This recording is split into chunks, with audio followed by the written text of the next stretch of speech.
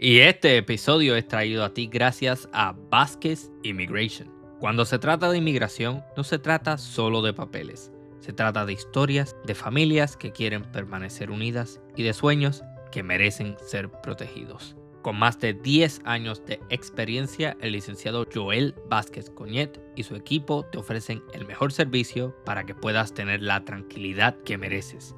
En Vázquez Immigration recibirás una orientación clara y honesta, guiándote paso a paso para que entiendas tus opciones y tomes las mejores decisiones. Así que no lo pienses más, llama al 708-998-2045 o visita vasquezimmigration.com.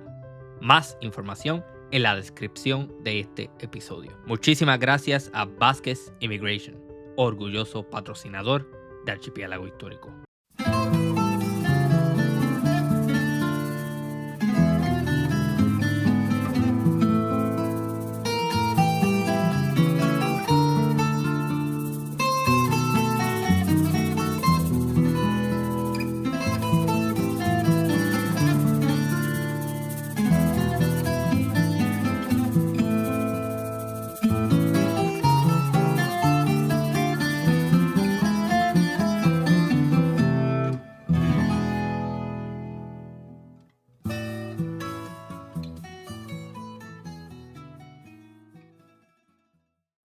Ok, bienvenidos a una nueva edición de Archipiélago Histórico. Mi nombre es Ramón González Arango López. En esta ocasión tengo el gusto de conversar con el señor Paul Eichwald. Eichwald, ¿cómo Eichwald. es? Es Eichwald. Ok, me imagino que usted tiene entonces parientes alemanes que en algún momento migraron a Chile. En efecto, o sea, más que alemanes, mi familia es de origen francés, pero de la provincia de Alsacia, que es la Mm, típica zona de Alsacia y Lorena, que es la disputa entre franceses y alemanes, pero mi familia siempre se consideró francesa, a pesar de que tanto los apellidos de mi abuelo como los de mi abuela eran de origen alemán.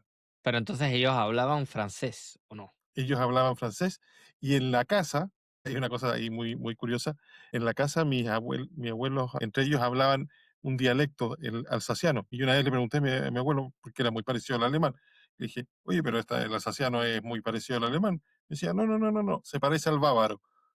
Como esas reducciones que hacen de los distintos reinos que formaron alemán, pero claro, ellos hablaban este dialecto más que nada. Interesante. ¿Y qué los motiva? ¿Situación económica? A Lo que viajar pasa es a... que mi abuelo era de profesión ingeniero textil Ok. y él trabajaba, bueno, estudió a comienzos de la guerra, digamos, terminó su ingeniería ahí durante la guerra y después se casó con mi abuela y él trabajaba después como una especie de sociedad de ingenieros textiles y lo mandaron primero al Congo francés. Y vivió ahí en el Congo francés como unos 5 años, Ujú. como hasta 1952 por ahí, y después vuelve a Francia y el año 65 le piden que venga a Chile a colaborar a una empresa que se estaba armando acá por parte de descendientes palestinos y de otras personas. Ujú. Y después él acá se compró un par de fábricas y se dedicó también a trabajar en los textiles. Después se quedó acá ya a comienzos del año 2007, por ahí. Él falleció y un poquito antes había fallecido mi abuela. Interesante, pero no, eligieron un buen sitio. Yo lo digo, Chile es el lugar de América Latina donde yo quiero visitar primero. Ustedes tienen un país bendecido, es bello y tienen una cultura fantástica. Sí, sí, es un buen país. Ahí veremos cómo nos va este fin de semana con las elecciones, así que Sí, hay que sí, sí, rezar ahí sí. a Dios para que sea lo mejor. Definitivamente. Ustedes tienen una maldición también con el Partido Comunista Chileno. Es Espantoso. la realidad, hay que decirlo así. Bueno, este episodio es uno que mucha gente está esperando porque el episodio junto al amigo Leonardo de Montecarmelo dio mucho de qué hablar y se me acercó mucha gente diciéndome no sabía que existía esa página iglesiaortodoxa.cl y es bien difícil tener acceso a recursos ortodoxos en español. Así que mucha gente se me acercó dándome las gracias por ese episodio y mucha gente también está muy contenta. Y asumo también que estarán contentos al aprender más sobre las diferencias entre el catolicismo y la ortodoxia. Precisamente ayer estaba hablando con unos católicos que tienen muchísimo interés en la ortodoxia, pero tienen unos argumentos con los cuales ellos entienden que, pues, que deben quedarse en la iglesia latina. Pero antes de hablar de todo eso, usted tiene una perspectiva única, porque usted es miembro de la iglesia ortodoxa, pero usted en algún momento estuvo dentro de un seminario católico para ser sacerdote, ¿no? En efecto, estuve primero cuando salí del colegio, en el año 93, ingresé al noviciado de la Congregación de los Legionarios de Cristo. Y bueno, estuve ahí unos meses. La verdad es que no me gustó el planteamiento de ellos como congregación religiosa en el sentido de que no tenían vida de parroquia. A mí me gusta mucho más la vida de parroquia. Ellos tenían su movimiento, el Regnum Christi.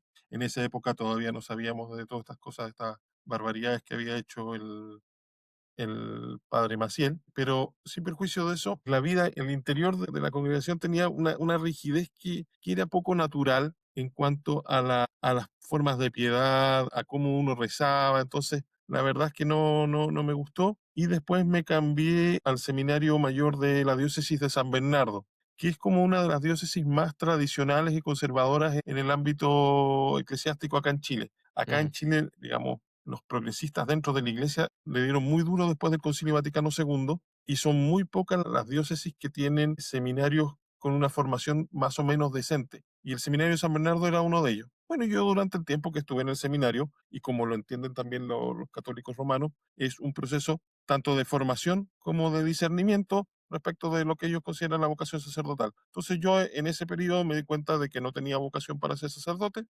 dentro de la iglesia romana y dije, bueno, hasta aquí nomás llegué. Tuve alrededor de 5 o 6 años por ahí, me Ujú. faltaba un poco, digamos, eh, y dije, bueno, no, acá ya no sigo más. Luego de eso, me retiré del seminario y estudié Derecho. Wow, interesante. Estudió derecho y esa rigidez y ese mundo legalista del mundo católico, me imagino, algo Eh, se eh, eh, quedó. eh, claro, de todas maneras, y uno lo ve como la formación que tienen los abogados en general. Yo estudié además en la Universidad Católica, digamos, tiene cierta formación tomista, toda esta legalización, tanto en cuestiones de orden civil, digamos, como en materia eclesiástica, eh, y se nota mucho. En la teología, cuando estudié en el seminario, claro, se ve todo en la forma como muy cuadrada que tiene el pensamiento de Santo Tomás de Aquino y digamos, de los escolásticos posteriores. Y eso la verdad es que es difícil de entender para un ortodoxo que tiene muchas miradas muy distintas de distintos temas, tanto del Evangelio como de cualquier de los santos padres y de la teología en general. Entonces, bueno, estuve ahí en el seminario, después, como te señalé, estuve en la Universidad Católica, hice mi tesis en Derecho Canónico, justamente, sobre la nulidad canónica de la excomunión de Monseñor Lefebvre. En esa época yo me acerqué bastante a la fraternidad San Pío X, que son los lefebristas, y claro, hice la tesis respecto de la excomunión de Monseñor Lefebvre, que me parece que efectivamente ya aún todavía lo sostengo, que no es una excomunión que tenga valor. Yo desconozco quién es la figura que está mencionando. Ah, te explico. Muy bien. Mira, después a ver, más bien, sentémonos un poquito antes. Ujú. En la iglesia romana, alrededor de el año de la época del Papa Pío X, a comienzos del siglo pasado, entró muy fuerte un movimiento que venía desde ya dándose en la iglesia, que es el modernismo, que está adherido, digamos, a corrientes filosóficas modernas y que también en buena medida vienen a dar lugar como fundamento de posturas teológicas. Y el Papa León XIII ya había condenado en buena medida el modernismo. Y después el Papa Pío X, que es el que lo sigue, condena el modernismo directamente a través de una encíclica que se llama Pacendi Dominicis Gregis. Entonces, el modernismo se venía dando en forma más subterránea, pero ya estaba metido en la iglesia romana. Y hubo por parte de donde más fuerte se empezó a dar es en Francia, Francia que siempre viene a dar problemas, Se lo he y dicho yo muchas veces, estoy completamente de acuerdo. absolutamente así. Y luego de eso, durante mucho tiempo hubo un seminario francés en Roma en que estaba el padre Le Floch. El padre Le Floch era un sacerdote muy tradicional que fue, digamos, formó a muchos, muchos sacerdotes católicos romanos franceses. Entre ellos se encontraba Marcel Lefebvre, era un sacerdote, digamos, de una diócesis francesa, y quien después, una vez ordenado, ingresa a la Congregación del Espíritu Santo, las congregaciones religiosas que tienen, y fue misionero en África. Fue elegido obispo, después se le dio el título de arzobispo, y él fue delegado del Papa Pío XII, para toda el África francófona. O sea, Ujú.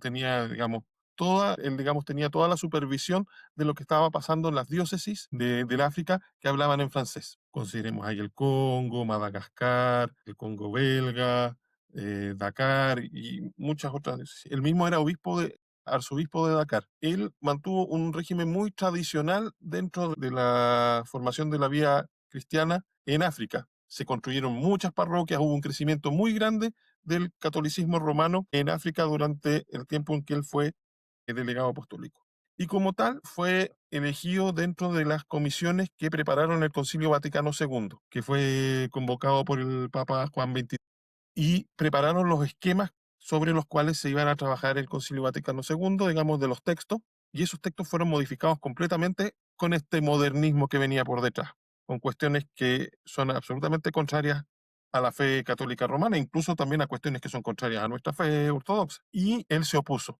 y le quitaron, digamos, todos los derechos que tenía, le fueron quitando las diócesis, el nombramiento de delegado apostólico, y lo mandaron a una diócesis muy chica en Francia. Luego él renunció a esa diócesis chica en Francia, y que era la diócesis de Tulle.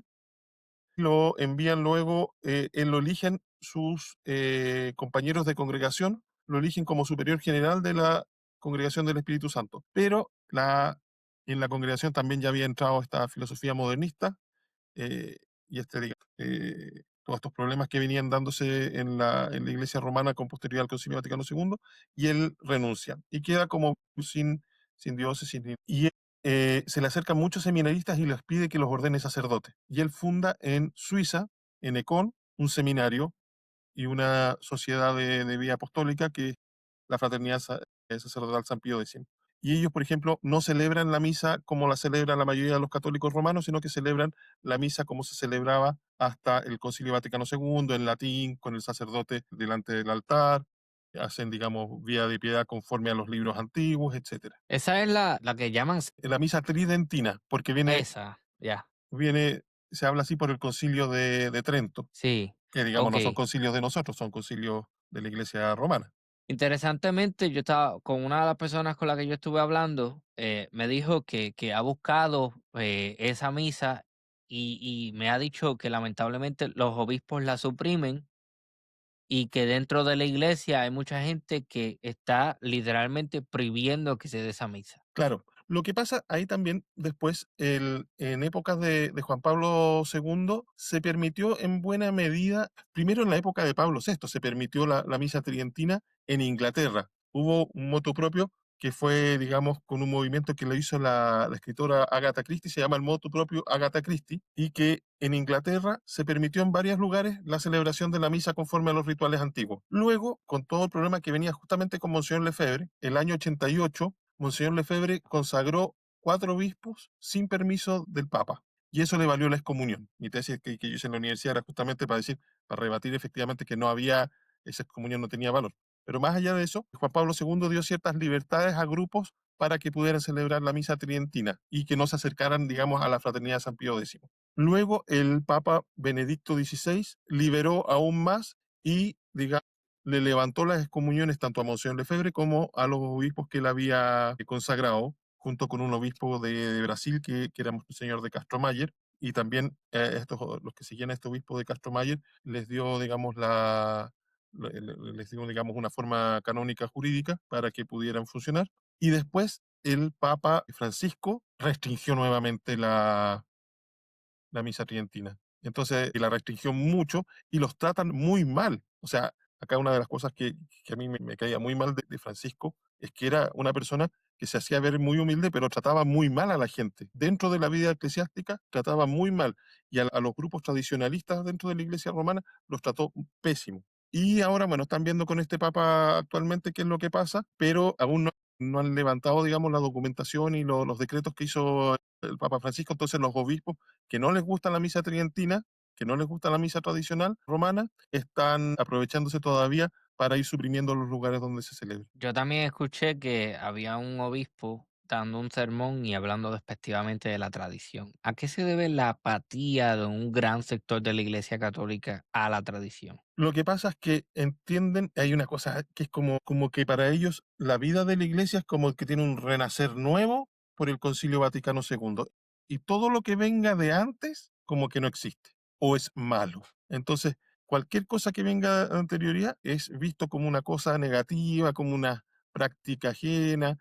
Y lo que buscan dentro de todo es esa gran herejía que se da en estos tiempos, que es el ecumenismo, que es caerle bien a todos, que es la gran herejía que trata de que todos seamos uno, pero que se diluya la fe. Y nuestra fe no está para ser diluida, entonces los obispos romanos caen mucho en eso. Claro, ¿por qué? Porque las prácticas de piedad tradicional en la Iglesia Católica no permiten eso, permiten tener mayor claridad. Entonces, para ellos es más importante, que me parece bien, hacer actos de solidaridad que hacer actos de fe, que un cristiano participe en la misa dominical o haga, digamos, la fe tradicional que tenía. Hay todo un desbarajuste en las estructuras propias internas de la iglesia. Uno ve, y si pudiéramos hacer así una encuesta fuera de las parroquias romanas y uno les consulta respecto de aspectos de la fe a los católicos romanos, no tienen ni idea. Son capaces de decir que Jesucristo no es Dios, Que a la no tienen ni Eucaristía es idea respecto de simbólica. la Santísima Virgen María. La verdad,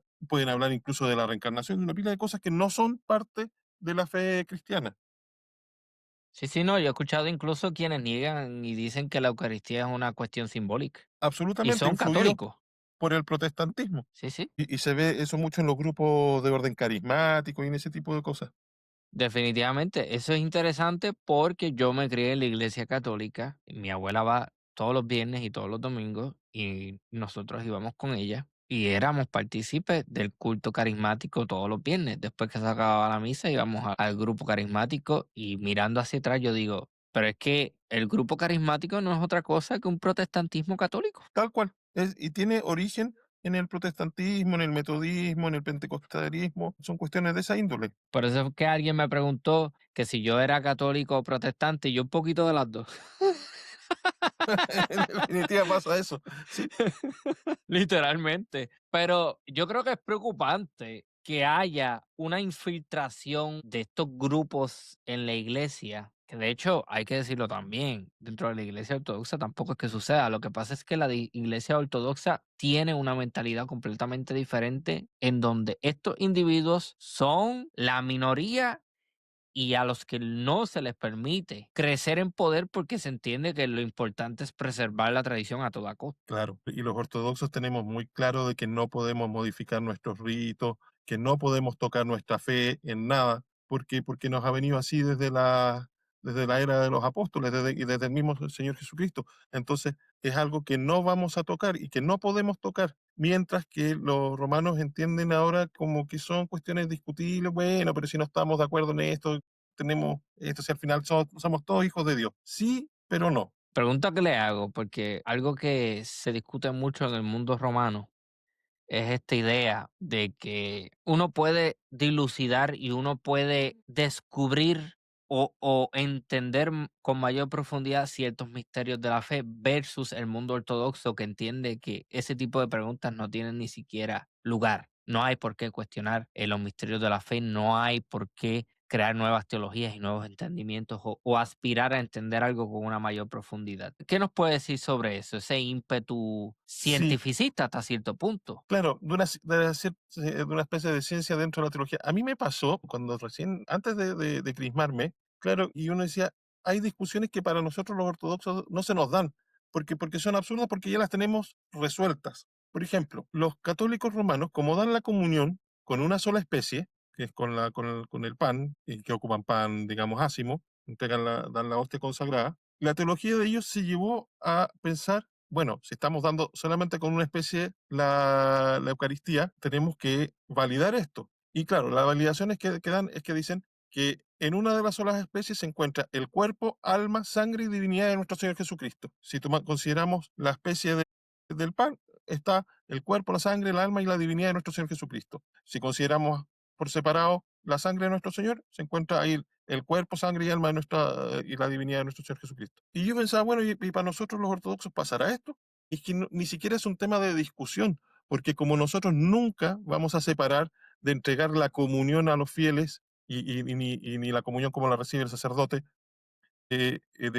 entre cuando se da la comunión, digamos, se entrega el pan consagrado en conjunto con el vino consagrado, no es una discusión que nosotros vayamos a entrar. Entonces, al final, ellos lo que hacen es cuestionar muchas cosas para justificar sus posturas prácticas y las buscan justificar a través de una teología muy legalista. Ok, ¿qué es el legalismo para la gente que no entiende el concepto? El legalismo es darle una finalidad en que todo tiene una construcción similar a la ley. Y si uno ve, por ejemplo, la Suma Teológica de Santo Tomás de Aquino, digamos, quien le da mayor, digamos, fuerza a esto, y que me parece muy interesante el de estudiar, pero transforma la fe en una cuestión como muy de principios matemáticos. Entonces, si uno ve, por ejemplo, la estructura de cualquier cuestión, cualquier artículo dentro del cuestiones se llaman, no lo digo así como en sentido genérico, se llaman cuestio, y eso se separan en artículos. Él dice, siempre tiene una parte central, que es la respuesta, pero antes dice, pone lo que se llama el set contra, pone como una pregunta en los argumentos negativos. Primero hace la pregunta, ¿existe Dios? Entonces dice, pone después las objeciones por las cuales no parece que exista Dios. Y después pone un argumento de autoridad que está en la Sagrada Escritura. Pone ahí, por ejemplo, el texto de Éxodo donde dice, yo soy el que soy. Entonces, ese es el argumento de autoridad y por lo tanto él se obliga a responder conforme a lo que dice ahí, porque es Dios que se revela. Después viene su desarrollo teológico y después contesta los set contras que aparecen ahí. Entonces, toma una estructura como de ley y la forma en que la iglesia romana empieza a estudiar todas las cosas sigue este argumento muy de ley, lo que llamamos legalista, y uno ve, por ejemplo, libros de teología moral que hacen una definición, pero hasta el más mínimo detalle de aquellas cosas que pueden ser como aquellas cosas que no pueden ser. Por ejemplo, yo me acuerdo de un libro de Fray Antonio Rollo Marín, que es un español de la Orden de los Dominicos, también como Tomás de Aquino, que cuando habla, por ejemplo, del baile, dice que para que el baile no sea pecaminoso tiene que haber aire entre los danzantes. Entonces lo llevan a cuestiones casi farisaicas, llevado Ok. al mínimo de las expresiones. Y así también con la teología dogmática. Entonces lo llevan a preguntarse cuestiones que a veces incluso no son necesarias, como preguntas, por ejemplo, que no tienen respuesta, porque no la van a tener nunca, porque son cosas que no pasaron y que no van a pasar. Ponen preguntas, se hacen preguntas como, bueno, si Adán y Eva no hubiesen pecado, si nuestros primeros padres no hubiesen pecado, se hubiese encarnado nuestro Señor Jesucristo, y hacen todo un desarrollo de eso que no tiene ni un sentido, porque en efecto nuestros primeros padres pecaron y nuestro Señor Jesucristo se encarnó, Sí, sí, no hay por qué buscar las 5 patas al gato, como decimos. justamente. Entonces, cuando hablan de repente de discusiones que dicen, hablan de discusiones bizantinas, digo, bueno, las discusiones bizantinas no son de nosotros, digamos, discusiones escolásticas, pero no bizantinas. Y eso es otro tema importante. ¿Cuál es el gran problema que tiene la Iglesia Ortodoxa con la escolástica? Yo creo que es esa vista de que el Evangelio se transforma en una especie de doctrina que hay que aprendérsela y sabérsela sí o sí y no vivirla como tal, que es la Ujú. mayor diferencia que yo he visto entre el catolicismo romano y el catolicismo ortodoxo. Y uno lo ve, cuando uno va a una parroquia ortodoxa, el sacerdote, ¿qué es lo que te explica cuando te están hablando? Te hablan de cristianismo puro y duro, y como suena como raro, pero es cristianismo puro, sin mezclas de otras cuestiones. Yo me acuerdo cuando yo iba a la iglesia romana, empezaban a hacer disquisiciones como, bueno, esto nuestro Señor Jesucristo lo define de esta manera y esto tenemos que hacer una consideración primera, y hacían una explicación. Consideración segunda, otra explicación. Consideración tercera. Y de eso sacaban una conclusión, como una premisa de lógica aristotélica. Ujú. En la Iglesia Ortodoxa eso no se da, porque la mentalidad de la Iglesia Ortodoxa viene de Oriente. En Oriente no se piensa de esa manera. No hay que olvidar nunca que nuestra religión, que la fe cristiana es una religión que viene de Oriente. Se piensa de una manera totalmente distinta. Cada cosa puede tener muchos significados distintos y se explica de otras maneras. Uno Esa es la podrá cuestión del buscar, frónema, ¿no? ¿cómo? El frónema es importante entenderlo Ujú. entonces. Este sentido que tienen los romanos acá en estas explicaciones que son como tan cuadradas respecto de todo y que si tú te sales de ahí, o por ejemplo esas distinciones que empiezan a hacer, mira, por ejemplo, como ellos tienen esta distinción entre pecado venial o pecado mortal, cosa que nosotros no tenemos, para nosotros pecado es pecado, no vamos a hacer distinción. Entonces empiezan, es que mira, respecto del sexto mandamiento no existe parvedad de materia, entonces siempre va a ser pecado mortal. Pero por ejemplo, si se trata de robar, eh, claro, acá sí se admite parvedad de materia, vale decir que hay cosas que son más graves de robar y otras que no.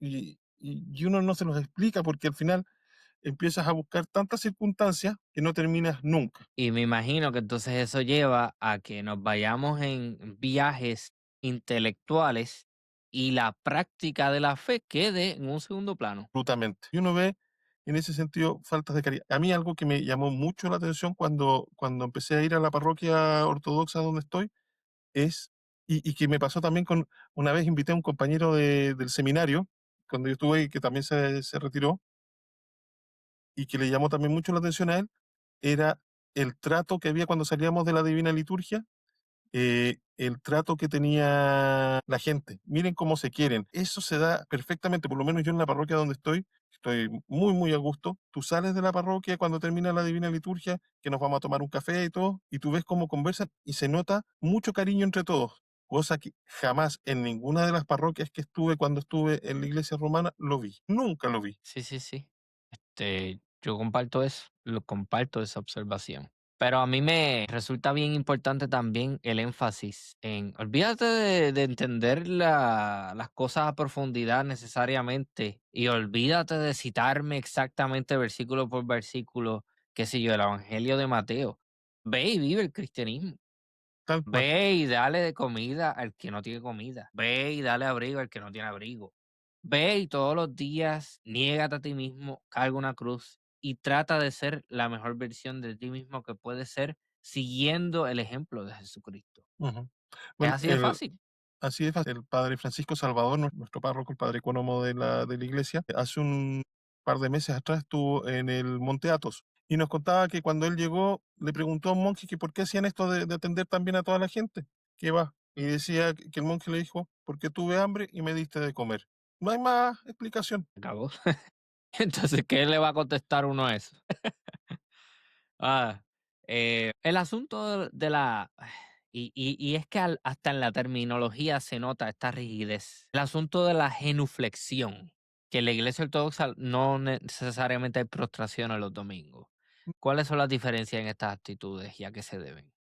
A ver, lo que pasa es que también, bueno, siempre han habido diferencias litúrgicas grandes entre la iglesia romana, la iglesia latina y la iglesia oriental. Y son costumbres distintas. No puedo decir que unas sean malas y otras sean mejores que las otras, sino que son costumbres dadas porque son iglesias que se formaron en contextos culturales totalmente distintos. Ujú. Entonces, el significado de las cosas tienen, digamos, otro sentido. La genuflexión, claro, nosotros los ortodoxos no lo usamos y particularmente la postración el día domingo no la hacemos durante la consagración porque el concilio de Nicea dice que no hay que postrarse, no hay que ponerse de rodillas el día domingo, porque es el día de la resurrección del Señor. Los romanos perdieron eso y ocupan lo de las genuflexiones, que es doblar una rodilla ante el Santísimo cuando está en el altar, digamos, y si está expuesto se hace una genuflexión doble, que es con las dos rodillas, que es una práctica tampoco que tengamos nosotros. Es simplemente una cuestión distinta. Es también como la forma que nosotros nos persinamos,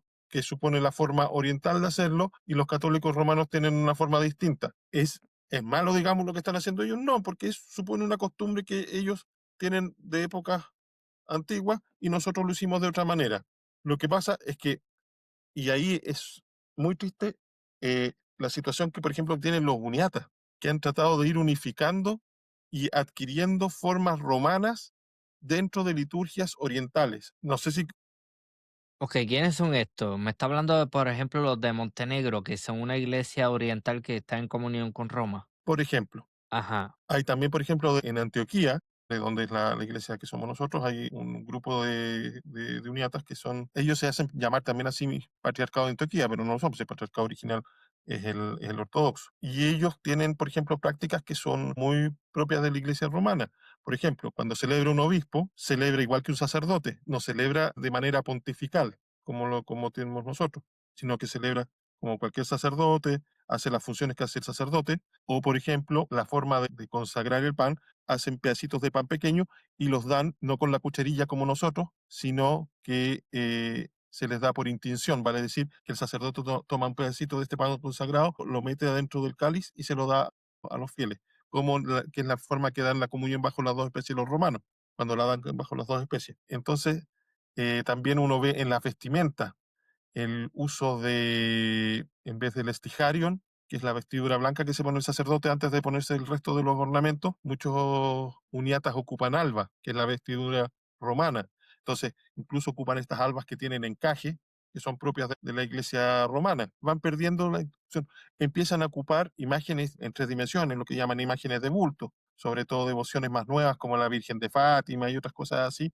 que las tienen incluidas dentro de sus celebraciones, el uso del rezo del rosario, no del convoschini, o bien otro tipo de manifestaciones de esa índole, ya no, al empezar también a usar imágenes de bulto, imágenes tridimensionales, pierden el sentido también que para nosotros tienen los iconos y pasan a ellos para ser simplemente imágenes, como una imagen de bulto, una imagen que representan a, pero que no son para ellos una ventana al cielo, porque el icono tiene esa forma particular, tiene ciertos colores que tienen que tener, y para ellos empiezan a mezclarlo, y para ellos se transforma en una estampa simplemente, una estampa más grande o un cuadro, pero pierden el sentido de la que tiene el icono para nosotros. Entonces, esas son, digamos, cuestiones que son muy distintas y que se van perdiendo cuando se unen a Roma todas estas iglesias que son un montón, Ujú, pero son grupos pequeños, la verdad. En cuanto a cantidad de fieles, son grupos muy chicos. Si las más grandes serán dentro de estas iglesias que llamamos uniatas, las más grandes serán 1 millón de personas, otras son 250.000, incluso hay unas que son 25.000 personas. Pocos son muchas. ¿Cuántos ortodoxos son a nivel mundial, si conoce el dato? Ortodoxos en el mundo seremos,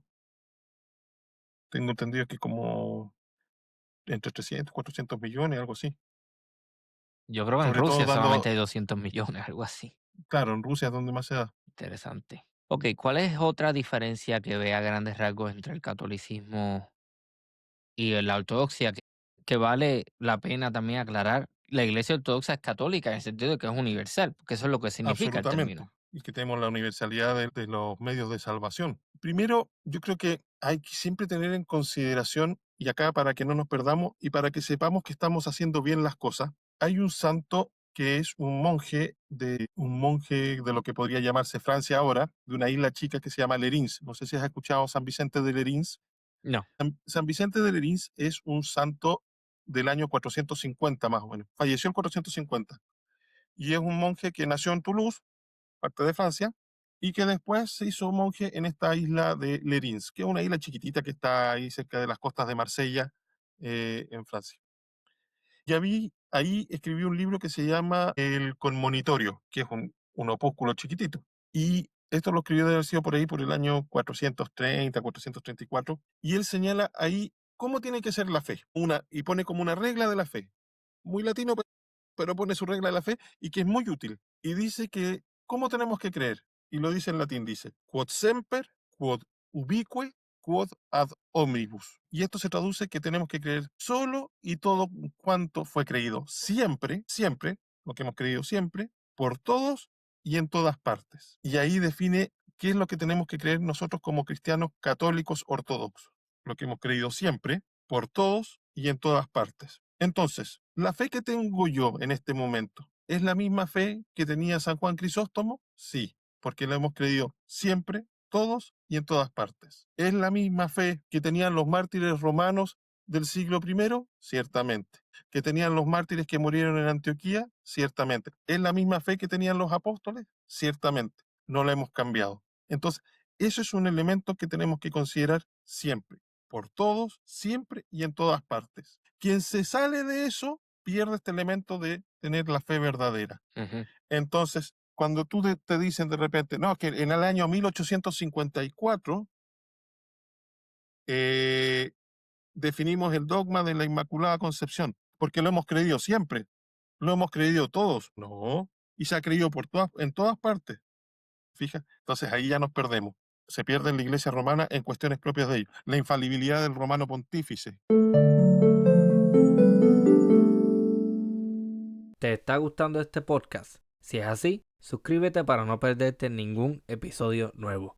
Sigue a Archipiélago Histórico en las redes sociales y visita archipiélagohistórico.com para más contenido exclusivo. No olvides dejar un buen review si te gusta el podcast y compartirlo con amigos y familiares. Gracias por tu apoyo y por ser parte de esta comunidad. De vuelta al episodio. Definía en el Concilio Vaticano I.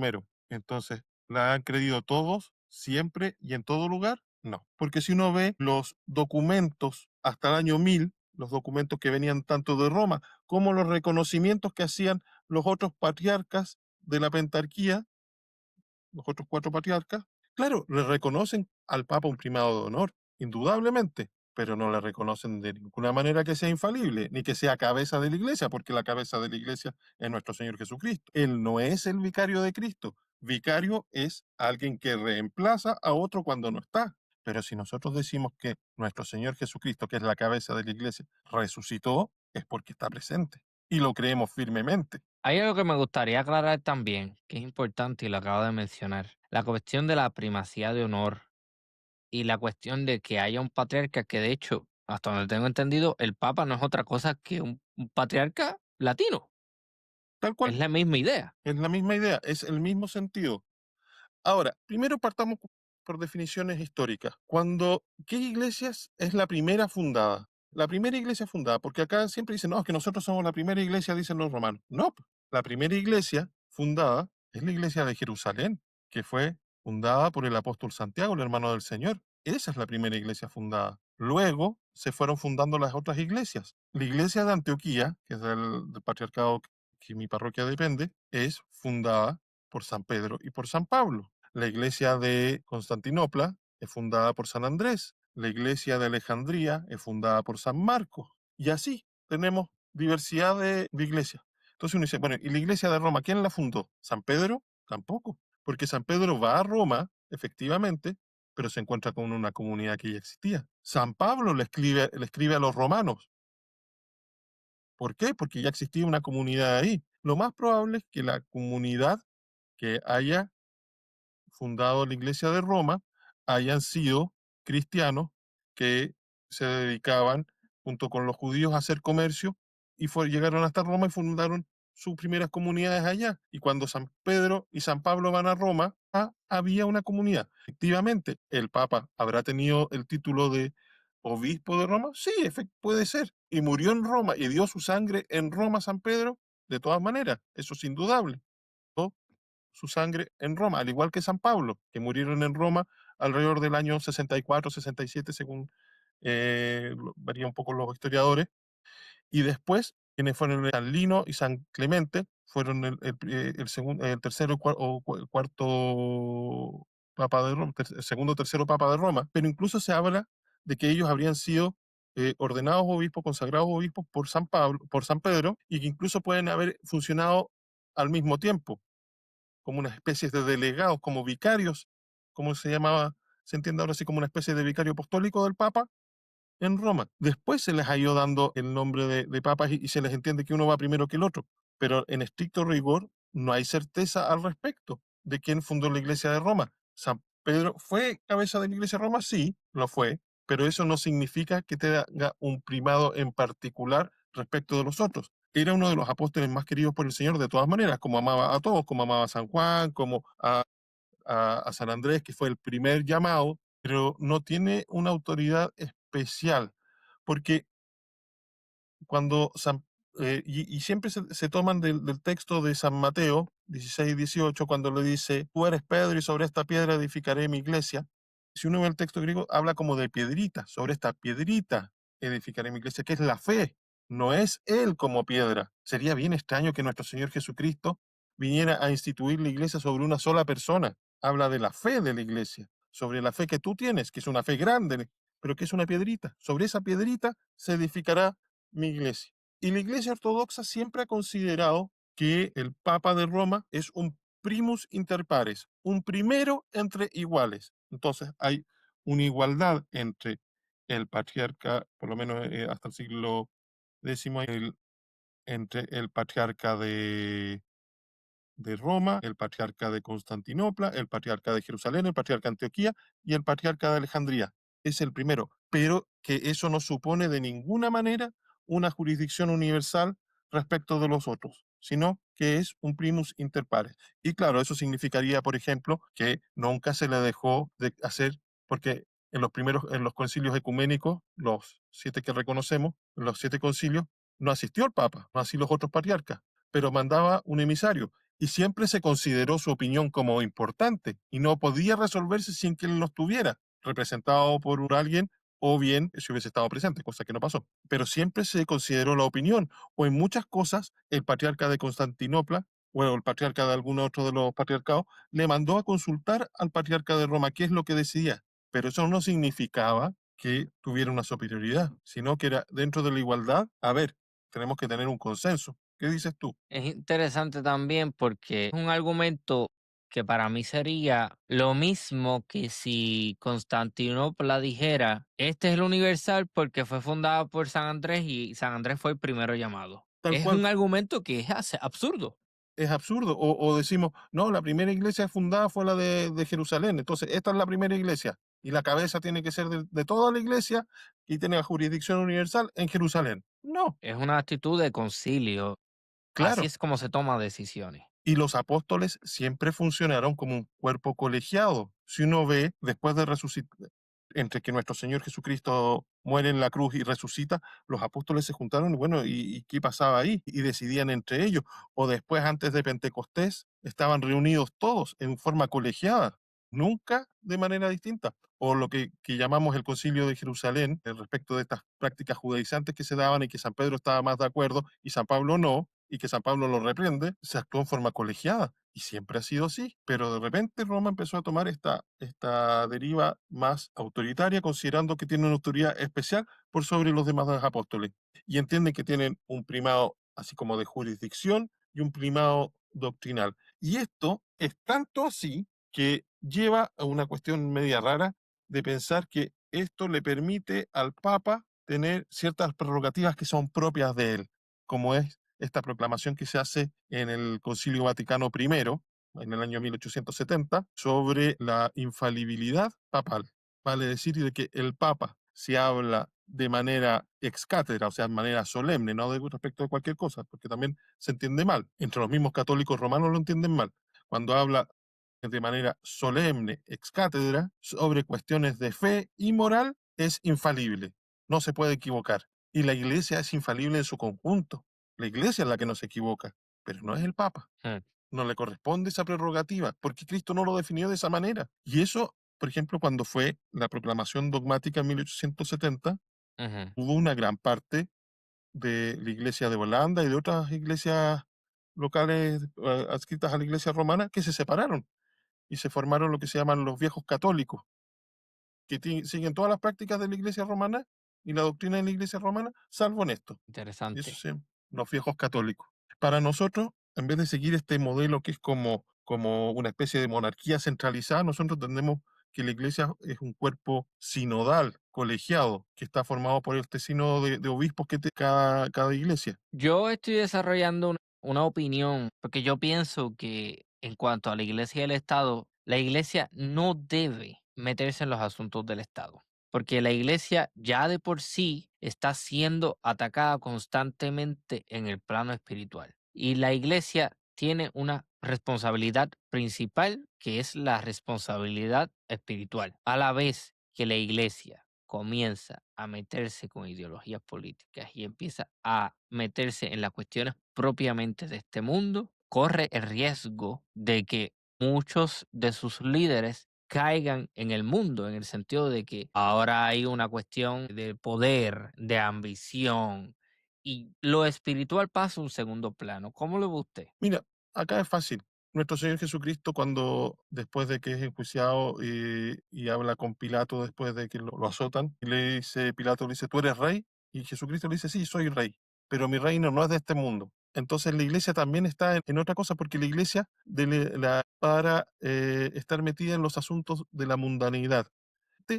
Lo que buscamos como iglesia es que nuestros líderes actúen conforme a la ley de Dios. y eso lo queremos todos, que sean líderes cristianos, ojalá fueran ortodoxos, pero que actúen con un grado de moralidad suficiente. Pero el reinado de Cristo es un reinado distinto, enfocado a otra cosa, va enfocado a la salvación y a que los cristianos seamos santos, pero no está pensado en el sentido de que tiene que haber necesariamente una unión entre iglesia y Estado, ni que quienes, digamos, para armar incluso una especie de teocracia, no se trata de eso, sino se trata de que quienes gobiernen a la gente actúen conforme a la ley de Dios. ¿Para qué? Para que también se santifiquen, tanto quien dirige como quien es dirigido. A mí alguien me preguntó que qué yo pensaba del Concilio de Florencia. Yo no conozco suficiente, no soy teólogo y nada por el estilo. Asumo que usted sabe por qué esta persona que es católica me hace esa pregunta. Mira, yo creo que ahí mi hermano, el profesor Leonardo, es el más experto como historiador, pero el concilio de Florencia es un concilio que se dio en 1400 y tanto. eh, digamos, terminó en Florencia, pasó por varias ciudades y terminó en Florencia porque había pestes, entonces se iban corriendo los...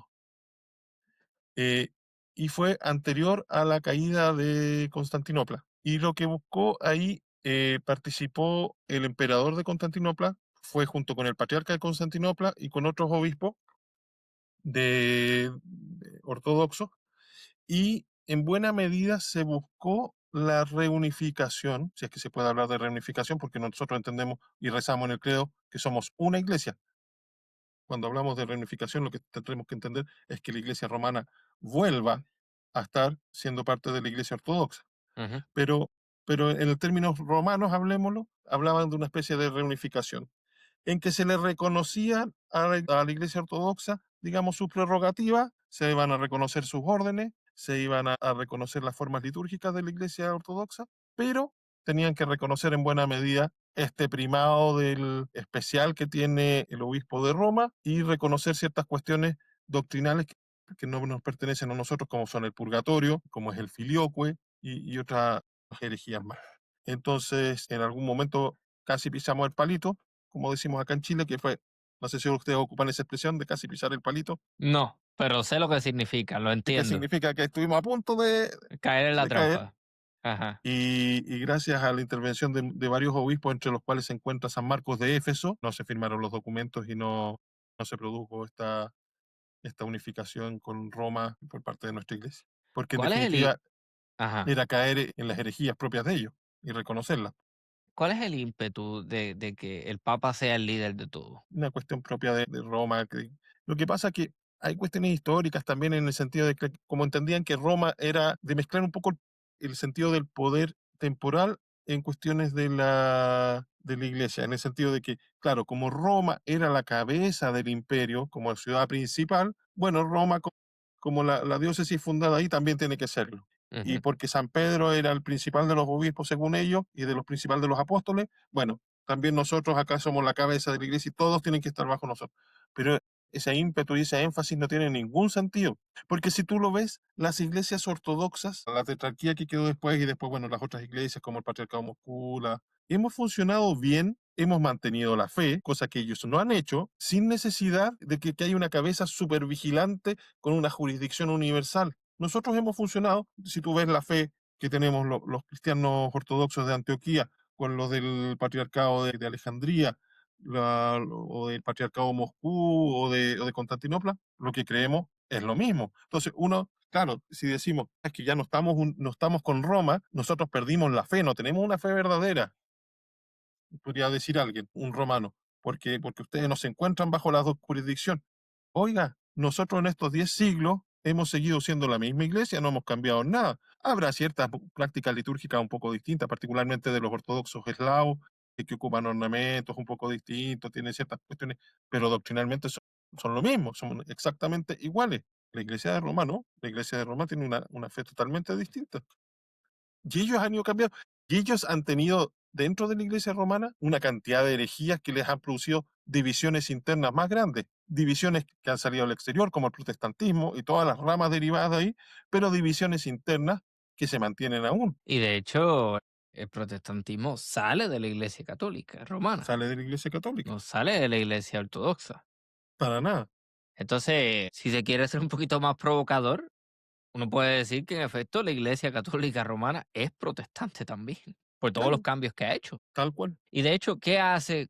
¿Cómo responde la Iglesia Católica Romana a las reformas protestantes de Lutero? Con una contrarreforma. Ya está. No es un llamado a regreso. Es que vamos a reformar para que esta gente entre otra vez. Claro, Es una actitud acomoditicia, si eso es una palabra, creo que lo es. absolutamente. Y si uno ve las formas de piedad de la iglesia romana, que estuvieron más vigentes entre el Concilio de Trento, el 500 más o menos, hasta 1960, son prácticas de piedad propiamente eh, de la Contrarreforma, y que son formas de piedad bastante ajenas a la piedad de la Iglesia Ortodoxa. Y aparecieron después, 1700, 1800, sobre todo 1700, 1600 y tanto, prácticas de piedad que para nosotros no tienen mucho significado y que hacen énfasis en cuestiones que nosotros no haríamos. Por ejemplo, la devoción al Sagrado Corazón, al Corazón de María, los primeros viernes de mes, el mes de María, la primera comunión, como una celebración aparte.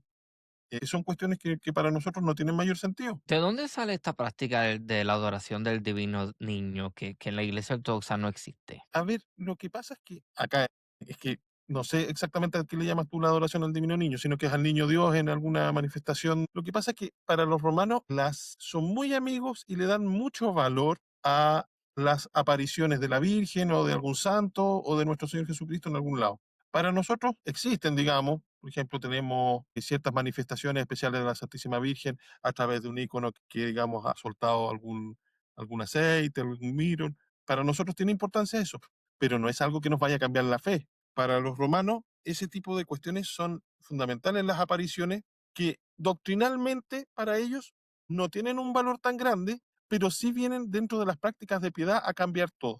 Entonces, hay ciertas devociones que son particulares de ciertos países. Por ejemplo, esta que tú me mencionas del Divino Niño, yo la verdad no la conocía. Debe ser quizás alguna práctica que se ocupe más en los católicos El de, ejemplo más grande que yo creo que se conoce es el de la Virgen de la Guadalupe en México, por que ejemplo, es que, sumamente importante. que se celebra hoy día. Sí, Claro, lo de la Virgen de Guadalupe, lo que pasa es que justamente en estas apariciones o advocaciones que tienen de la Santísima Virgen María, para ellos la Virgen de Guadalupe supuso una aparición a un indio que se llamaba Juan Diego, que se le apareció en su tilma, que la tilma era el traje que él llevaba, un traje hecho de una especie de cáñamo de palma, de alguna cosa así, ujú. y que se imprimió la imagen de la Virgen María, como para que, digamos, sirvió para que los indios creyeran mayormente en Nuestro Señor y en la Santísima Virgen María. De ser verdad, no lo sé, no me consta ni que sea una aparición verdadera o no. Yo he escuchado dentro de la Iglesia romana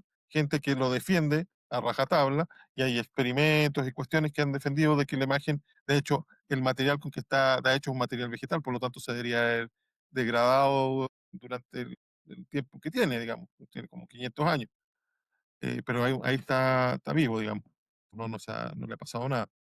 Eh, pero hay otros que dicen, no, esto no es una aparición real, no tiene ningún valor. Son prácticas de piedad de ellos. Ahora, eh, en la aparición de la Virgen de Guadalupe no hay más allá de qué es la aparición de esta imagen. Otras sí son apariciones supuestas de la Virgen que tienen un contenido doctrinal. Por ejemplo, la Virgen de Fátima, donde la Virgen de Fátima le habla a los tres pastores y les dice, bueno, ustedes tienen que rezar y consagrar, rezar mucho el rosario y consagrar Rusia a mi corazón inmaculado y conseguir que el Papa consagre Rusia al corazón inmaculado. Y la verdad uno dice, bueno, ¿y por qué tendría que consagrarse Rusia si Rusia es un país cristiano, es un país ortodoxo? Sí, hay como cosas que no tienen mucha razón de ser. Y hay otras, y pasa también por el momento histórico, y hay algunas que no son reconocidas y otras sí son reconocidas conforme al momento histórico y el momento político que se está dando en alguna situación. Algo que yo no entiendo es que supuestamente, por lo que yo he visto, cada vez que hay milagros dentro de la Iglesia Católica, envían a un grupo de científicos del Vaticano para que lo estudie. ¿Cuál es la necesidad si es un milagro? Es que para ellos la definición de milagro siempre en su forma jurídica, todo tiene que ser bien definido. Eso como propio del católico es definir cosas. Todo tiene que ser definido. Entonces, para ellos un milagro es que Dios, que es causa primera de todas las cosas, y nosotros y el actuar, digamos, del mundo es la causa segunda. En un milagro, ¿qué es lo que pasa? Dios se salta esta causa segunda y actúa directamente. Entonces, un milagro es una cuestión que eventualmente se podría dar, pero que no se da por las causas segundas. Como por ejemplo, una persona que se curó milagrosamente. Me caí a la piscina, estuve ahogado media hora, me sacaron morado entero. Lo más probable es que después de eso yo me muera o quede con algún daño irreparable, pero podría darse que yo me mejore. Entonces, lo natural es que yo me vaya a morir o quede con un daño severo. No es contrario a la naturaleza que me vaya a mejorar, pero en cuanto a probabilidad es mínimo. Entonces, la definición que daría un romano es perfecto. Dios se saltó el orden natural y actuó de forma sobrenatural, por lo tanto hay una intervención sobrenatural directa y te sanaste, y en un tiempo corto. Entonces ahí hay un milagro. Y eso necesitan para ellos comprobación de que efectivamente sea así. Por eso cuando canonizan un santo y otra cosa, requiere que haya comisiones médicas, que si una persona se sanó por la intervención de un santo o de una persona que ellos quieren que sea considerada santo, tiene que haber, digamos, probarse de que por la invocación de esa persona que quieren que sea santo, la persona se sanó en un tiempo corto y conforme que va más allá de lo que posiblemente naturalmente se hubiese dado. Porque no va en contra de la naturaleza las cosas, pero sí supone una intervención sobrenatural. Sumamente rígido, como me estaba diciendo al Es rígido. principio. Claro, nunca van a pedir, por ejemplo, que se compruebe que un círculo es cuadrado, porque eso no va a pasar. Eso sería ni siquiera sobrenatural, o sea, primero no sería natural ni sobrenatural, sería absurdo, va contra de la lógica, porque no puede ser contrario a la lógica tampoco, pero tiene que demostrarse que hubo una intervención sobrenatural. Entonces, al final es poner exigencias que van más allá de cualquier cosa. También hay una generalización del legalismo versus el misticismo ortodoxo.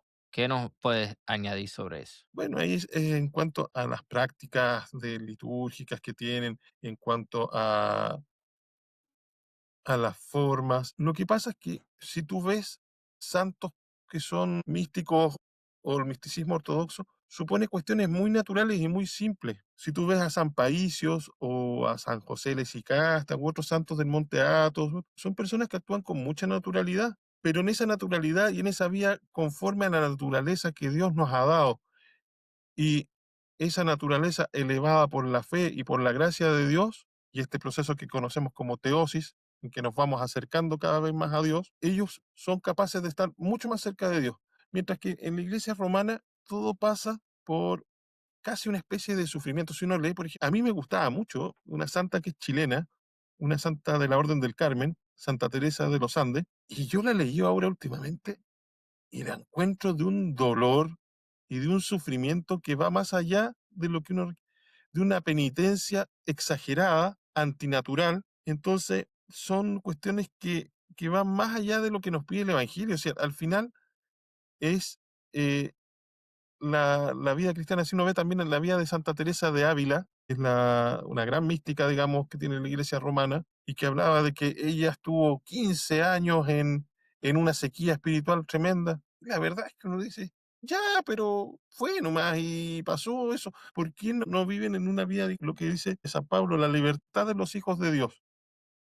Entonces, vivir de manera más sencilla. Dios da cuando necesita dar, Dios te quita cuando necesita quitarte, cuando quiere quitarte para que tú seas mejor. Y así lo han entendido los santos como San Paisios, como San José de Sicasta, u otros santos místicos o los padres digamos, de la iglesia, santos antiguos, San Antonio Abad. Uno ve la vida de ellos, es una vida muy simple, muy sencilla, de Santa María Egipciaca, que es una vida, y si uno ve, ella como una sola vez, y es una Ujú. tremenda santa Antes de morir.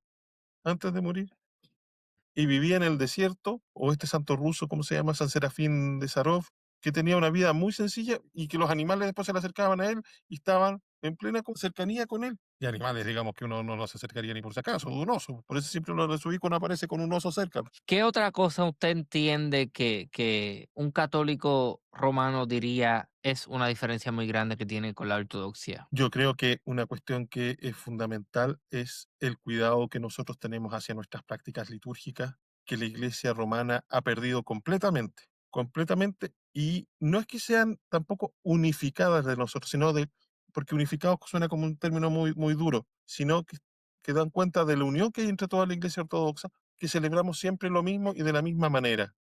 Pero no solamente ahora, sino que se ha celebrado siempre así. Entonces, yo siempre cuando voy a la Divina Liturgia, yo me imagino a San Juan Crisóstomo o a santos posteriores. Mire, San Juan Crisóstomo debe haber celebrado la liturgia así, Así mismo. así mismo como la celebramos nosotros. Los romanos ahora, que tuvieron durante mucho tiempo, fueron celebrando su liturgia de una manera en particular, que me parecía bien, era la forma que tenían ellos, conforme, digamos, al lenguaje propio de ellos, a la cultura propia del occidente, que era la forma que estaba bien. De repente lo perdieron todo, y si tú vas a cada parroquia, a cada parroquia católica romana, cada cura celebra la liturgia como se le ocurre.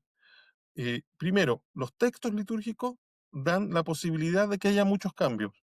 Muchos dicen, las rúbricas son, digamos, se llaman rúbricas, que son las indicaciones en color rojo que hay en los libros litúrgicos, particularmente en el misal romano. El sacerdote dice esto, o bien en rojo, esto otro, o bien esto otro. De repente hay 4 o 5 fórmulas distintas.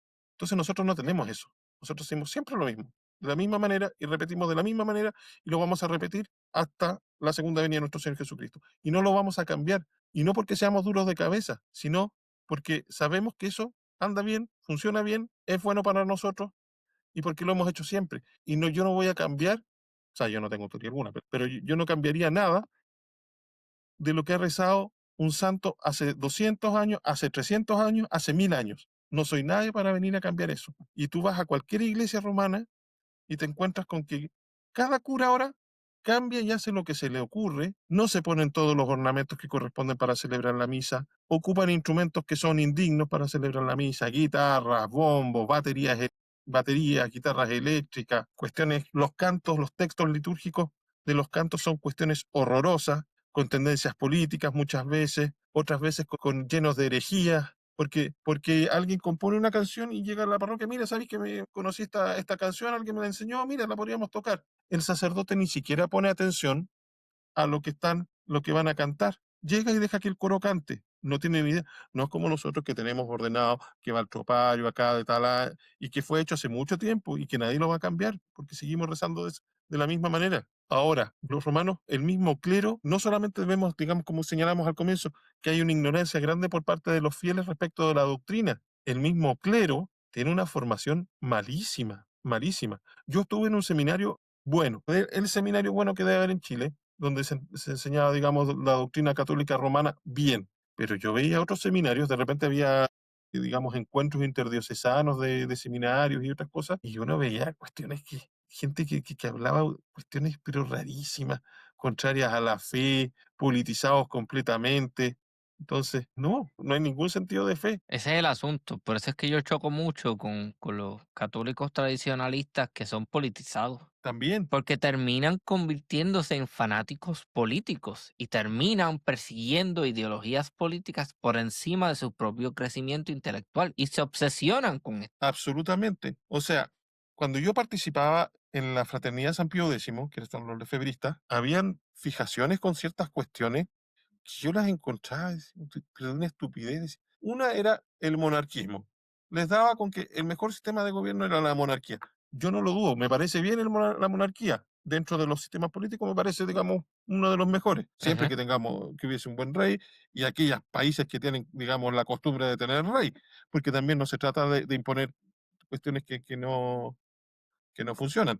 Por ejemplo, no sé, la democracia en otras partes no funciona. Cuando trataron de llegaron los Estados Unidos a Irak y trataron de imponer la democracia, la cuestión no funcionó, si nunca han sido democráticos, pues no es algo que esté inserto en la cultura del pueblo. Y en Rusia, mucha gente, no, que Rusia es democrática, Rusia no es democrática. Y el comentario que yo siempre le hago, pero ¿cuándo ha sido democrática? Nunca, Un imperio, un zar, una Unión Soviética que más totalitario no pudo haber sido, y ahora es una continuidad en otras circunstancias de lo que claro, tiene es otra en forma, efecto. pero es más o menos lo Pero mismo. siempre ha sido lo mismo.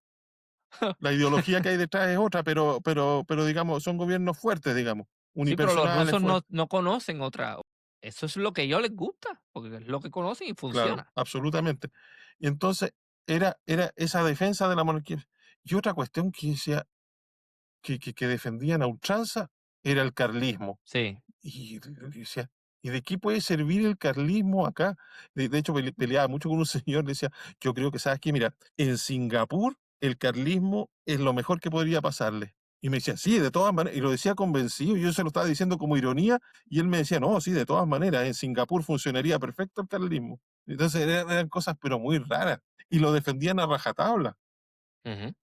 Y eran cuestiones también al final de conveniencia, porque el defensor del carlismo, don Sixto de Borbón, que era miembro de la fraternidad. Entonces, claro, había que defender el carlismo desde el púlpito. Bueno, de hecho, hace poco yo publiqué un episodio en donde hablamos de un partido Acción Cristiana, que era un partido político en Puerto Rico, Ujú. creado y avalado eh, por católicos y cuya primera reunión en donde se creó el partido en un estadio fueron unos obispos y que ellos dijeron que sí, que ellos le iban a dar su bendición y todo lo demás. Básicamente terminó convirtiéndose llegaron hasta tal punto de que cuando llegaron las elecciones, ciertos sacerdotes dijeron, no te puedo dar la comunión porque tú no votaste por este partido. No, ¿De qué hablamos? ¿Qué es este claro, abuso? eso en buena medida viene de la época, sobre todo, de Pío XII. Pío XII fue papa entre 1939 y 1958. Y en Italia se dio el fenómeno de que en un momento quedaron solamente dos partidos importantes, digamos, que eran la democracia cristiana y el comunismo. Entonces, claro, el Papa Pío XII le dio cuestiones obvias y evidentes, le dio el favor a la democracia cristiana. Y eso llevó a pensar por parte de muchos obispos que podían dar el favoritismo respecto de algún partido político en particular, cosa que no procede de ninguna manera, si la iglesia no está para eso. Exacto. Eso es lo que digo yo. Es una cuestión, eso es la mentalidad ortodoxa. No hay por qué buscar las cinco patas al gato. No, la iglesia no está para eso. No hay por qué. Nosotros tuvimos acá en la parroquia nuestra, tenemos un hermano de la parroquia que fue candidato presidencial ahora, fue miembro del Partido Nacional Libertario, que se llama Johannes Kaiser. Y él es miembro de nuestra parroquia y va los domingos a la Divina Liturgia, salvo en tiempos que de campaña que anduvo medio perdido porque ya no andaba, digamos, en Santiago, pero es miembro de nuestra parroquia, pero el sacerdote, ninguno de los dos sacerdotes nunca ha hecho una manifestación evidente para que nosotros hayamos votado por él. Mire si es Ciertamente el muchos caso, votaron por él, pero nunca nos llamó a decir, ustedes voten por Johannes. mire si es el caso que yo sigo todo lo que ustedes hacen y veo los sermones y veo las liturgias en YouTube Ujú. y yo no sabía que Johannes Kaiser era parte de su congregación. Sí, claro, No lo sabía.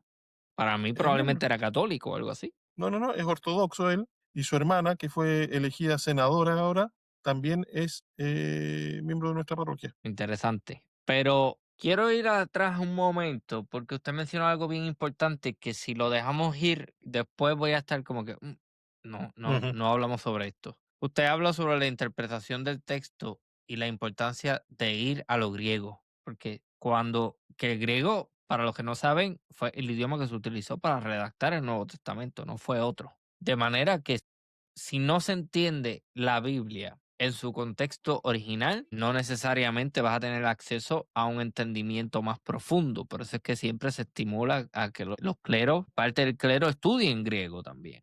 Claro, Pero, ¿qué nos puede decir sobre eso? Porque esa interpretación, cuando uno va al griego, de esta piedra simboliza la fe y no una roca en donde se va a edificar una institución, que es la institución de la iglesia. Una un un entendimiento completamente diferente y bien absolutamente, diferente. absolutamente. Y uno lo ve en otros textos también. No sé, por ejemplo, cuando nuestro Señor dice, es más fácil que pase un camello por el ojo de una aguja a que entre un rico del reino de los cielos. eh, yo siempre me preguntaba, y nunca, nunca, ni en el tiempo que estuve en el seminario, alguien fue capaz de explicarme bien qué es lo que significaba esto del ojo de la aguja, porque todos lo entendían como el ojo de la aguja, el hoyito de la aguja.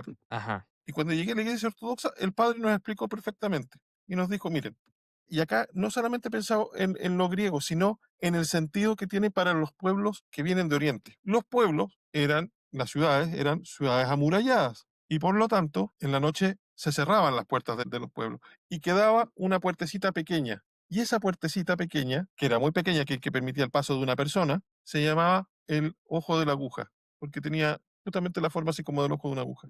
Y a eso se refería. Entonces, ahí lo entendemos. Entonces, hay cuestiones que hay que analizarlas en su contexto. Si uno toma, y esto me lo decía un sacerdote en el seminario, me acuerdo muy bien, dice, no hay mejor hereje que se basa en un puro versículo. La Sagrada Escritura tiene que interpretarse, primero, en el contexto del texto completo. No podemos tomar una parábola de nuestro Señor solamente un versículo. Claro, quizás como alguna frase que nos guste, como le vía, puede ser, pero no podemos tomar un solo pedacito de un texto, sino que ver el texto completo. Luego hay que tomarlo en el sentido histórico, en el momento que se escribió y en el sentido cultural en que se escribió. Por eso, por ejemplo, esto del ojo de la aguja es tan claro. Y después hay que entenderlo sobre todo, porque la Sagrada Escritura se da en el contexto de la tradición de la Iglesia y no al revés. Hay que entenderlo conforme a la tradición de la Iglesia y la tradición de la Iglesia entendida también como lo que nos han señalado los santos padres. Y ahí hay que ver, uno no puede tener esa visión como del texto desligado de todo. No, tiene un contexto, un momento histórico, que si bien se aplica para nuestros días, pero tiene el momento en que se escribió. Y entenderlo primero desde ahí y entenderlo desde eso hacia nosotros. Porque si no, ¿en qué caemos? Caemos en el protestantismo, que entienden el texto para una situación en particular, pensada en una situación de ese momento y para la persona que lo leyó. Y fuera del contexto de la iglesia. No, es una cosa increíble. Por eso es que la Iglesia Católica y el protestantismo han sido capaces de crear teologías completamente ajenas del origen. Teología, por ejemplo, ¿cómo se llama? La teología de la liberación. Claro.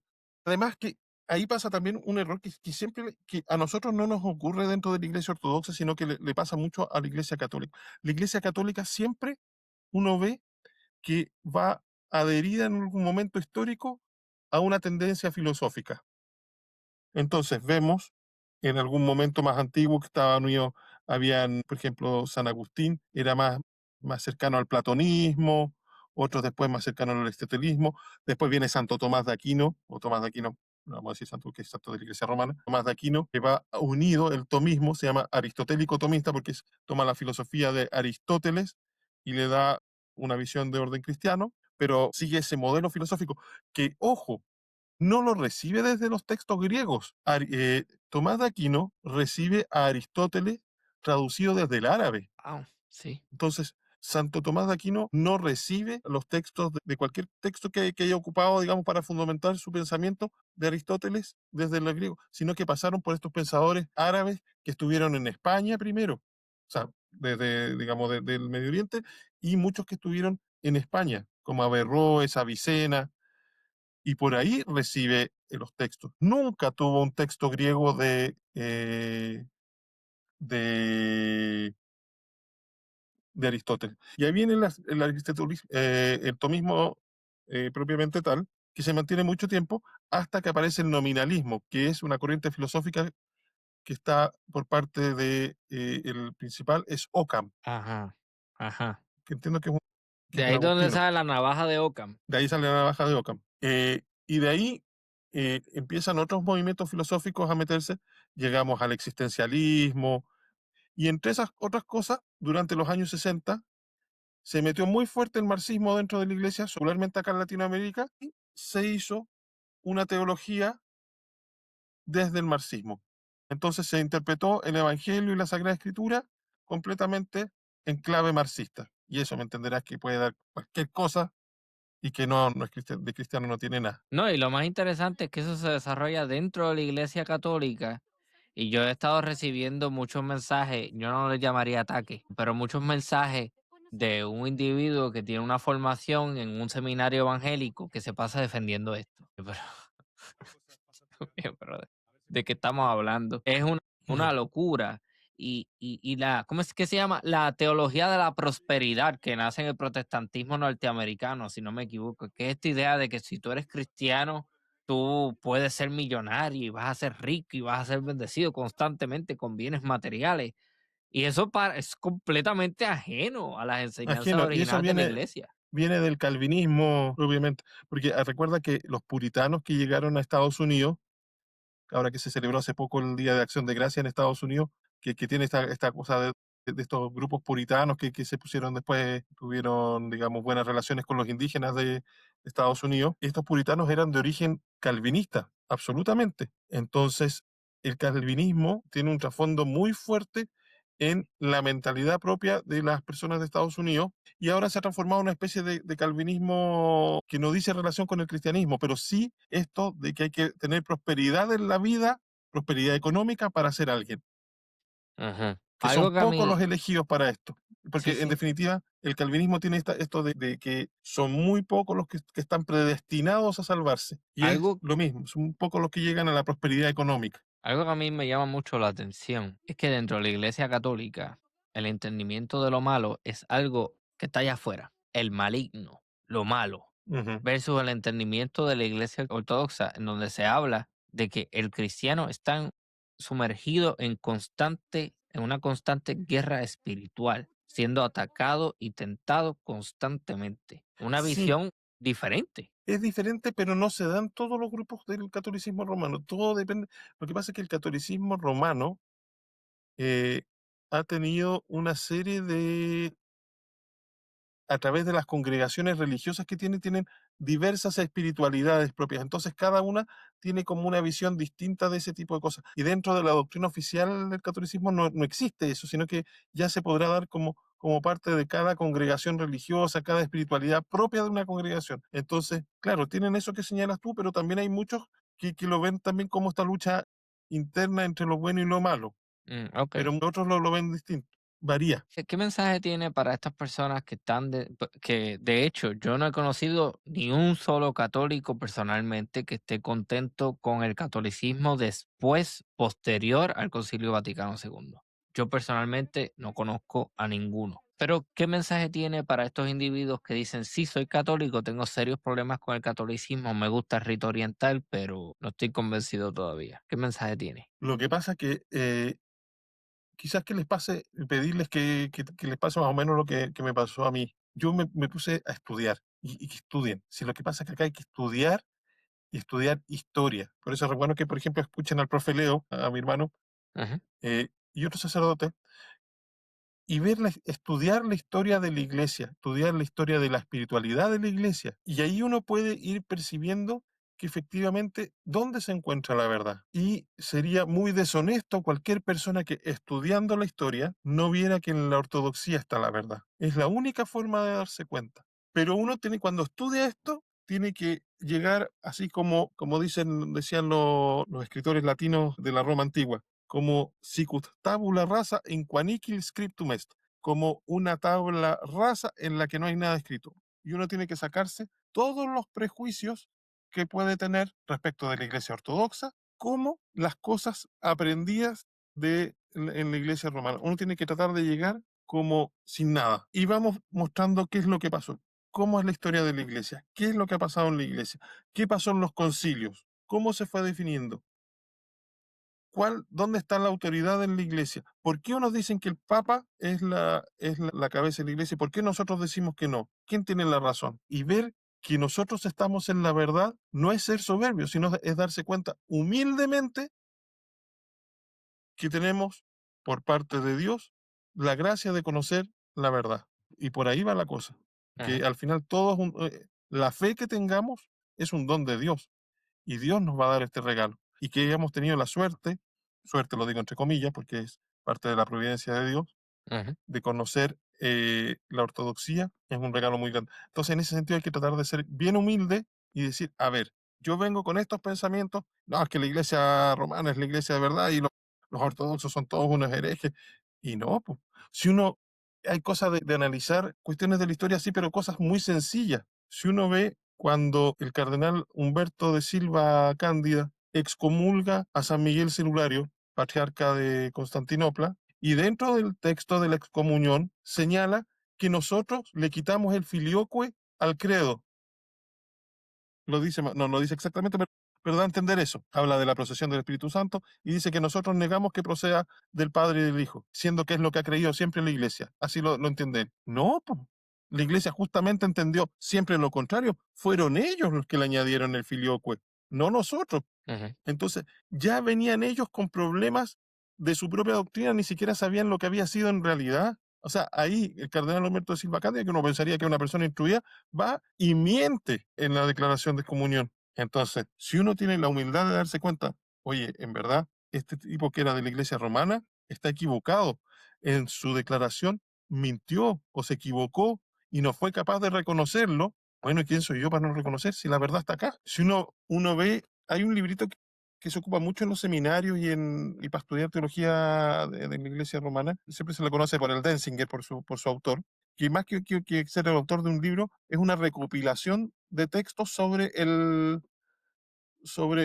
primado y sobre los concilios de la iglesia. Y uno lo toma hasta la mitad más o menos y llegamos al año 1000 y están, digamos, todos los concilios, está los concilios de Nicea, el de Éfeso, de Constantinopla, etcétera, todo. Están las declaraciones de los concilios.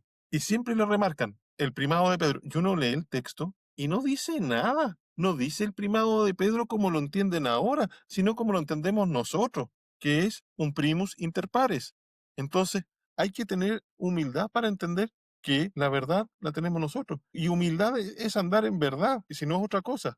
Entonces, hay que bajar un poco los brazos, escuchar completamente, y si uno dice, después de escuchar todo completamente el argumento de la Iglesia Ortodoxa, y yo escucho todo esto y digo, me mantengo en la Iglesia Romana, es que no entendí nada y no quiero entender, y tengo el entendimiento duro, porque la claridad es de este lado, más claro no puede ser, si es evidente, Eso fue lo que me sucedió a mí, de hecho. Yo cuando llegué, yo dije, ok, esto es, no es otra cosa, esto es. Después de una búsqueda espiritual de muchos años. tal cual. Esto es, no hay más nada. ¿Es parte usted de la facción que entiende el ecumenismo como una herejía? Yo personalmente lo entiendo como una herejía. Sí, yo también lo entiendo de ese modo. No me gusta para nada el ecumenismo. Eh, Primero porque eh, creo que fue el Papa San Sósimo, siglo cuarto de haber sido, dijo, no se puede rezar con herejes. Primero, y entonces ya es una cuestión que tenemos que tenerlo de partida, cuando la Roma era ortodoxa. Y lo segundo es que el fruto, y el único fruto que puede salir del ecumenismo como se entiende actualmente, que es como la buena onda entre todas las iglesias, es el indiferentismo, que nadie crea en nada y que todo le dé lo mismo y Ujú. no da lo mismo. No. Yo no es lo mismo creer que el Espíritu Santo procede del Padre y del Hijo a decir que el Espíritu Santo procede del Padre. No es lo mismo. La visión que tenemos de la Trinidad es distinta. Creemos en un Dios de manera distinta. No es algo baladí, no es una palabrita. Lleva una fe completa. No es lo mismo decir que yo creo en la Inmaculada Concepción a decir que no creo en eso, porque lleva una concepción respecto de la redención distinta. Entonces, si vamos dejando pasar ese tipo de cosas y decimos, no, bueno, sí da lo mismo, no, no da lo mismo. O creemos en eso o no creemos en eso.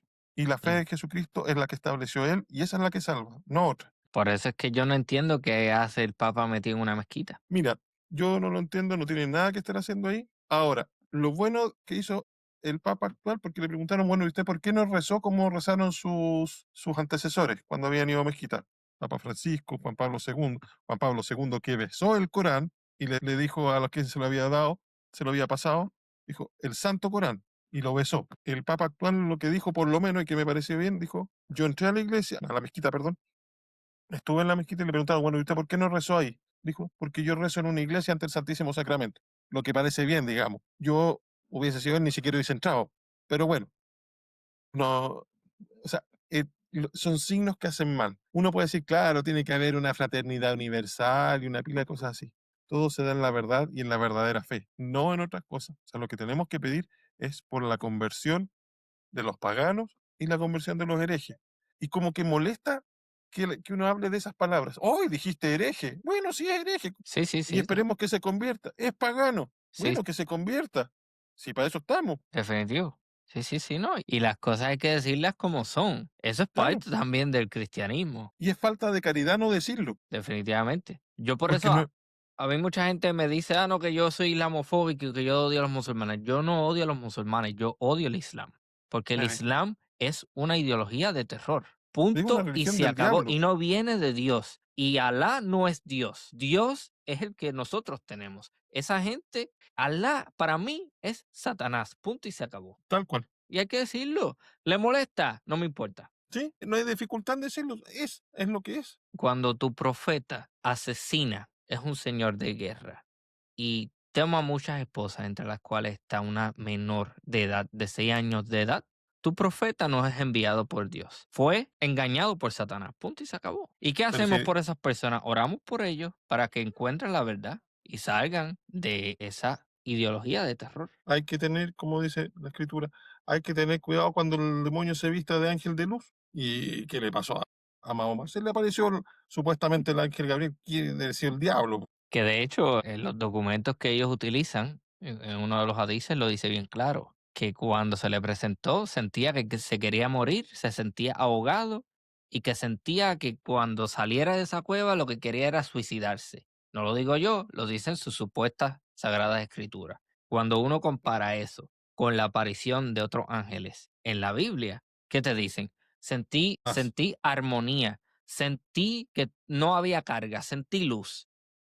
Uno está experimentando la presencia de un ángel y otro no. Más fácil que eso no puede ser. Tal cual, Pues, yo creo que hay mucho que rezar. Definitivamente los comentarios que yo acabo de hacer me seguirán trayendo problemas, pero volvemos. Que San Atanasio dijo, si el mundo está en contra de la verdad, yo estoy en contra del mundo. tal cual. Así que las cosas se dicen y si les molesta, vayan, oren, vayan a la iglesia y eso es lo que hay. ¿Algún mensaje, señor Ashford?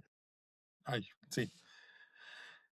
Mensaje, bueno, no sé, quizás invitar a todos los que ven este programa a acercarse a la iglesia ortodoxa, que vean la verdad, que conozcan la verdad y que se aman su vida, se aman y quieren estar cerca de Dios. La forma de hacerlo es estar en la iglesia ortodoxa. No hay otra manera. Es ahí donde Dios nos quiere, donde Cristo nos quiere. Y acérquense. Ahí también instruyanse. Como bien dice mi párroco, mi padre espiritual, el padre Francisco Salvador, antes no había muchas cosas para leer en castellano, en español, respecto de la ortodoxia. Ahora está lleno, hay mucho. Hay que tener fuentes que sean buenas, pero hay muchas cosas para leer. Hay sitios web que se han dedicado, hay uno que es que es una persona cercana que vive en España, que se llama Logos Ortodoxo. Ujú. Él es un señor que se llama Christos Chrysoulas, de origen griego, y él se ha dedicado a traducir muchas cosas del griego al español. Aprovechen esas cosas para leer esos textos, textos muy bonitos, hay de todo lo que uno requiera para formarse en la fe y la verdad es que hay mucho, este tu mismo programa, el programa del Padre Francisco. A través del programa del Padre Francisco se han convertido mucha gente porque les habla al corazón y dice las cosas de verdad. Uno tiene que escuchar las cosas cuando te las dicen, no para caer bien, sino para escuchar cuando las cosas te las dicen de verdad, con caridad, pero de verdad. Ujú. Y uno no puede quedarse con eso de como, es que me lo dijo tan feo. No, no, no, si no se trata de decir las cosas bonitas no puede ser que no te digan nada. Te las tienen que decir con verdad, con dureza, pero que sea la verdad. Y hay que buscar siempre la verdad. Eso que usted estaba mencionando, el canal para la gente interesada, Doxa TV en YouTube. En Doxa YouTube, TV. Doxa TV. Así lo van a encontrar. Y eso que menciona, vayan y lean, vayan y Sí, estudien historia. Porque yo tuve una conversación con una testigo de Jehová que salió de la iglesia cuando era joven y que me dijo, no, es que nosotros nos decían no leas historia, no veas a los padres de la iglesia, porque eso es apostasía, porque está siendo un apóstata. Y de hecho, ser testigo de Jehová es básicamente una continuidad del arrianismo, absolutamente. pero no saben ni quién es Arrio. No, Es una cosa increíble. yo recuerdo una vez que estaba haciendo catecismo, cuando estaba en la iglesia romana, estaba haciendo catecismo, y les dije a los niños que trajeran una Biblia. Y llegó una niña con una Biblia de los testigos de Jehová. Y le dije, ya busca tal texto. Y decía cualquier cosa, menos lo que decía y una cosa que hablaba en contra del servicio militar. Y yo decía, pero ¿y esto de dónde salió? Una cosa rarísima. Tienen textos inventados, cosas que acomodaticias, pero muy ridículo, Pero básicamente, como siempre, hay que orar por esa gente. tal cual. Y eso es lo principal. Y Sí. pedir por la conversión. De hecho, uno de estos pasados domingos, una lectura, creo que fue una de las epístolas de Éfeso, en donde se habla de que uno no participe en los trabajos del mal, sino que tenemos un deber de exponerlos. Y pues, eso es lo que hay. Bueno, muchísimas gracias, señor Paul Eichfeld, por haber Gracias, participado. Ramón. Pronto Ha estaré sido produciendo un más gusto. episodios con el amigo Leonardo ampliaremos la temática de la historia de la iglesia y seguiremos también educando sobre la ortodoxia. Así que muchísimas gracias. Para mí ha sido un gusto acompañarte el día de hoy y les pido que recen por mí y recen por nuestra comunidad también y nosotros vamos a rezar por ustedes allá. Bueno, gracias nuevamente. Esta ha sido una nueva edición de Archipiélago Histórico. Hasta la próxima.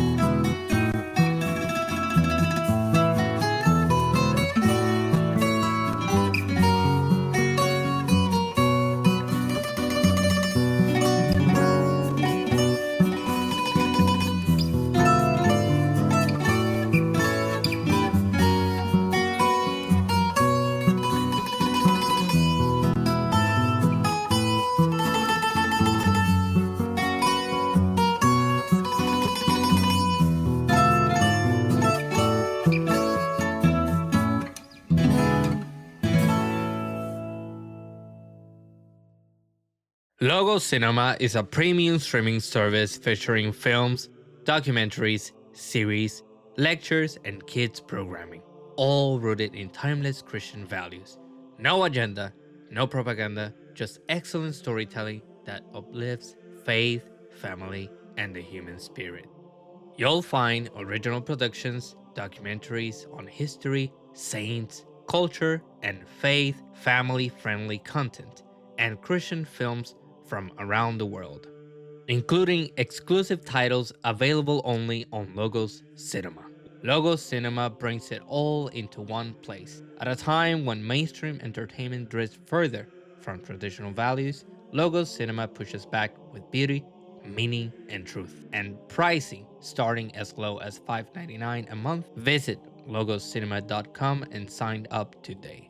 Join the movement to reclaim Christian storytelling. Subscribe now and support Orthodox creators. Padre nuestro que estás en el cielo, santificado sea tu nombre. Venga a nosotros tu reino. Hágase tu voluntad en la tierra como en el cielo. Danos hoy nuestro pan de cada día. Perdona nuestras ofensas, como también nosotros perdonamos a los que nos ofenden. No nos dejes caer en la tentación, y líbranos del mal. Amén.